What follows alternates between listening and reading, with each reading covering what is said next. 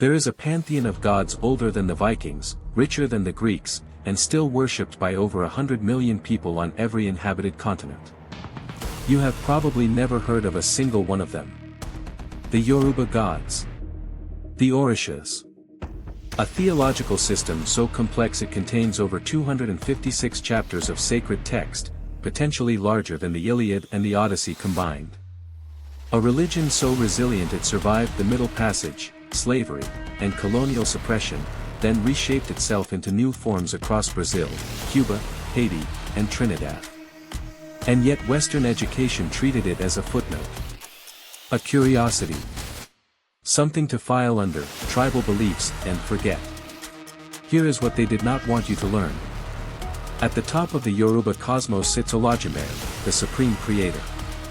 But unlike Zeus or Odin, Olodumare does not meddle. Does not punish. Does not seduce mortals or throw thunderbolts at rivals. Olodumare created everything, breathed divine energy into the universe, a force called A with grave, and then stepped back. The Orishas handle the rest.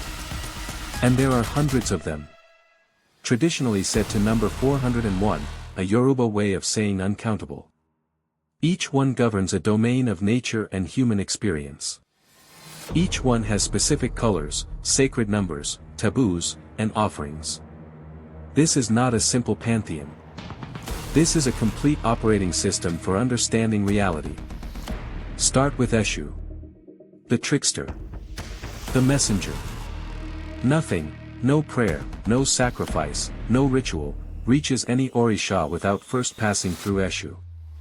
He stands at every crossroad, every doorway, every threshold between the human world and the divine. If you offend Eshu, your prayers go nowhere. He is not evil. Colonial missionaries called him the devil because they could not understand a God who was simultaneously essential and unpredictable. He tests you, exposes your hypocrisy, and decides whether your words deserve to reach heaven.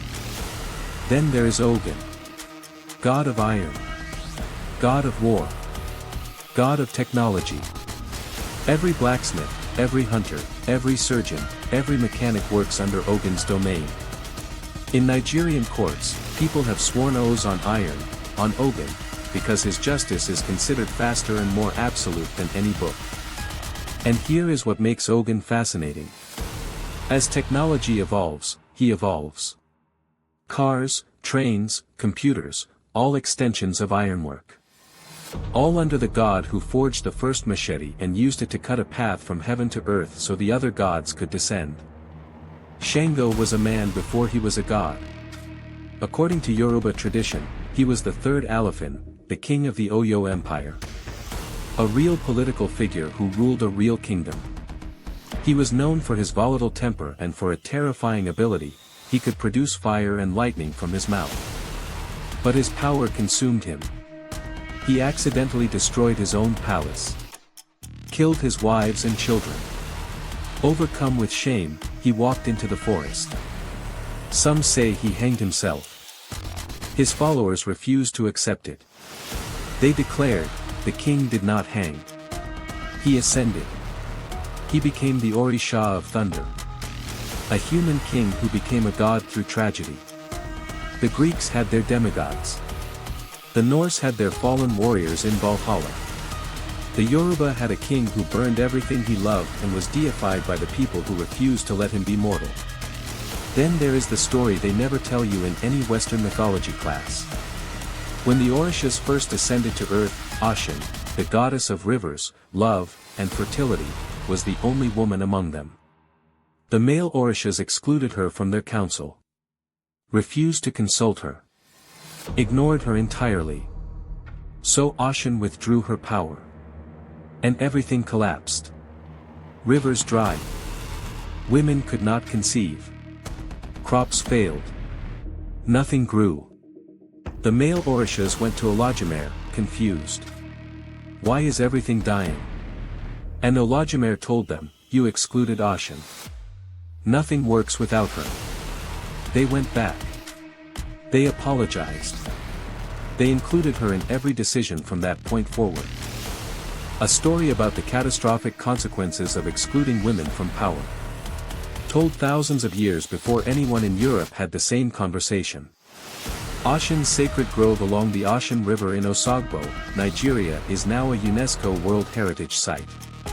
The Ifa divination system, the vast corpus of oral text that contains Yoruba sacred knowledge, was recognized by UNESCO as an intangible cultural heritage of humanity. These are not relics. This is a living tradition. When millions of Yoruba people were forced onto slave ships and taken to the Americas, they carried their gods with them.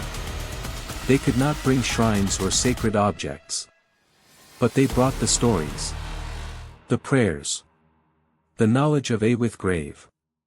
And when their captors forbade them from practicing their religion, they disguised it. They mapped their Orishas onto Catholic saints. Shango became Saint Barbara. Yemanjá, the mother of oceans, became Our Lady of Regla. In Brazil, this became Candomblé. In Cuba, Santeria. Today, the festival of Yemanjá in Salvador, Brazil draws millions of people to the ocean every February to offer flowers and mirrors to the goddess of the sea. It is one of the largest religious festivals in the Americas. Built on a theology that most of the Western world still dismisses as folklore. There are gods this old, this sophisticated, this alive, worshipped by 100 million people across 4 continents. The fact that you are only hearing about them now tells you everything about who gets to decide which stories matter. The Yoruba said there were 401 gods. The real number was always higher. The real question is why it took this long for anyone to listen.